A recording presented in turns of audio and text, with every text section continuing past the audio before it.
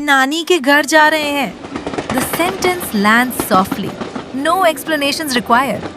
दादी के घर जा रहे हैं. Same love, same family. Yet somehow you straighten your back a little.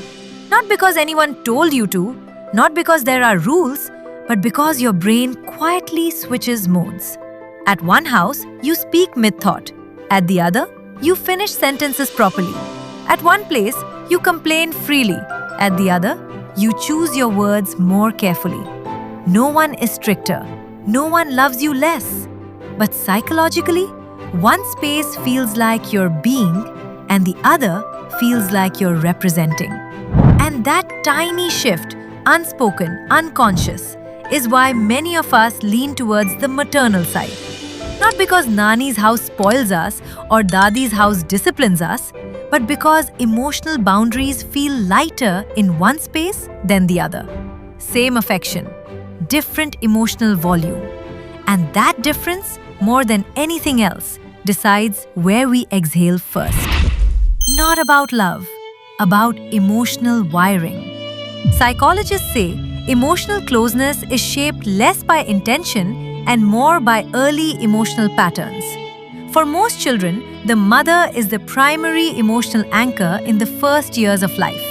Her comfort style, how she soothes, reassures, listens, becomes the child's definition of safety. Naturally, the spaces where she feels most emotionally secure often become safe zones for the child too. Children tend to bond deeply with the family environment where their primary caregiver feels emotionally at ease, says Dr. Shilpa Sharma, child psychologist. That ease is often stronger in a woman's parental home. So when children lean towards the maternal side, they're often following the mother's emotional cues without realizing it. The role of early exposure. Think back to infancy and early childhood.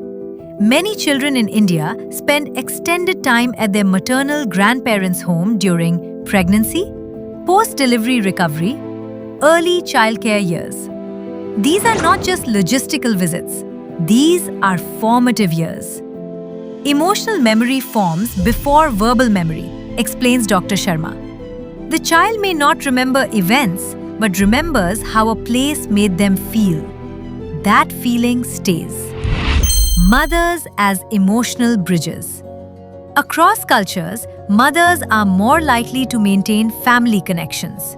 They remember birthdays, facilitate calls, organize visits, and talk openly about relationships.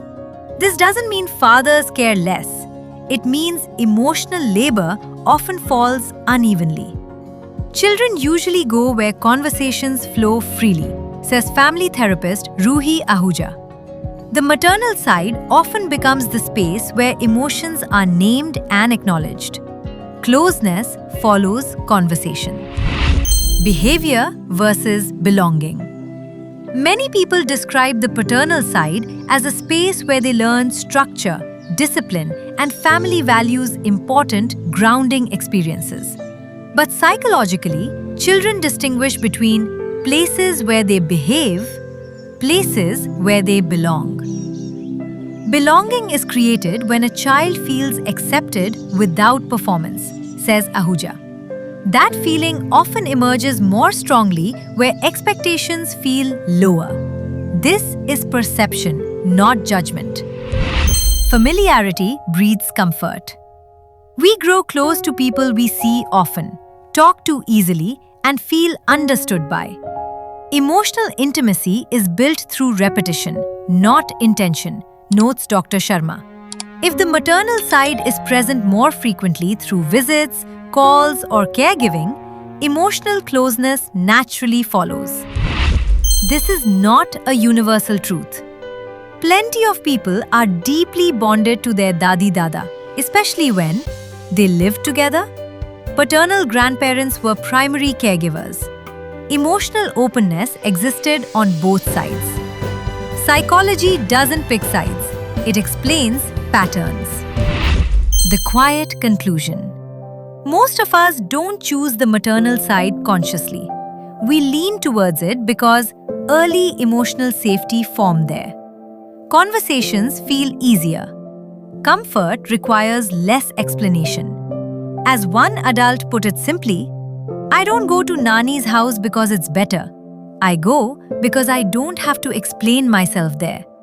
And sometimes, psychologically, that's all closeness really is.